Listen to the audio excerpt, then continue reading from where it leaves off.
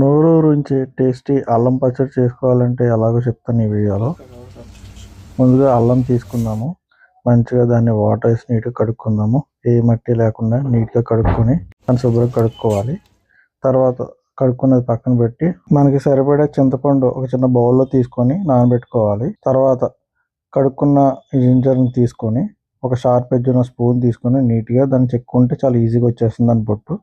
తర్వాత చెక్కుకున్న తర్వాత దాన్ని చిన్న చిన్న పీసెస్గా కట్ చేసుకోవాలి. మనకి ఎంత చిన్న కట్ చేసుకుంటే అంత బాగుంటుంది. అలాగే నేనైతే తాత ముత్తాతల నాటి కడాయి తీసుకున్నాను. దీనికి అయితే చాలా చరిత్ర ఉంది. దీంట్లో ఒక 2 స్పూన్లు ఆయిల్ వేసుకుందాము. సరిపడా ఆయిల్ వేసుకోండి ఫ్రెండ్స్. అలాగే ఆయిల్ వేసుకున్న కొంచెం హీట్ అయిన తర్వాత కట్ చేసుకున్న జింజర్ ముక్కలు దీంట్లో వేసుకుందాము. తర్వాత ఎండుమిర్చి కావాల్సిన స్పైసీ తీసుకొని దాంట్లో వేసుకుని మొత్తం వేగిన తర్వాత పక్కకు పెట్టుకోండి. వన్స్ అది కూల్ అయిన తర్వాత దాన్ని ఒక మిక్సీ జార్లోకి తీసుకుందాము. ఆ మిక్సీ జార్లో మొత్తం అంతా తీసుకుని కడాయి మాత్రం పడేయకండి ఫ్రెండ్స్. కడాయి మనకి ఇంపార్టెంట్. తర్వాత ఆ మిక్సీ జార్లోకి వెల్లుల్లి వేసుకుని ఒకసారి గిరిగిరి అనిపిస్తే సరిపోతుంది. తర్వాత దాంట్లో మనం కొంచెం ఉప్పు వేసుకుందాము. సరిపడే ఉప్పు వేసుకొని తర్వాత ఒకసారి మొత్తం అంతా కలుపుకొని మళ్ళీ ఒకసారి గిరిగిరి అనిపిస్తే సరిపోతుంది.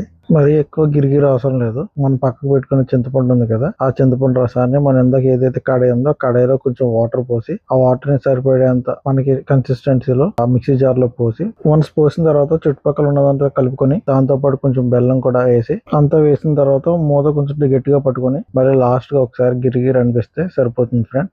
మనకు కావాల్సిన కన్సిస్టెన్సీ వచ్చిన తర్వాత మనకు కావాల్సిన అల్లం పచ్చడి రెడీ అయిపోతుంది. టేస్టీ అల్లం పచ్చడి చాలా విత్ ఇన్ 10 minutes లో తయారు చేసుకోవచ్చు. మీరు కూడా ట్రై చేసి కామెంట్ చేయండి ఫ్రెండ్స్ ఎలా ఉందో.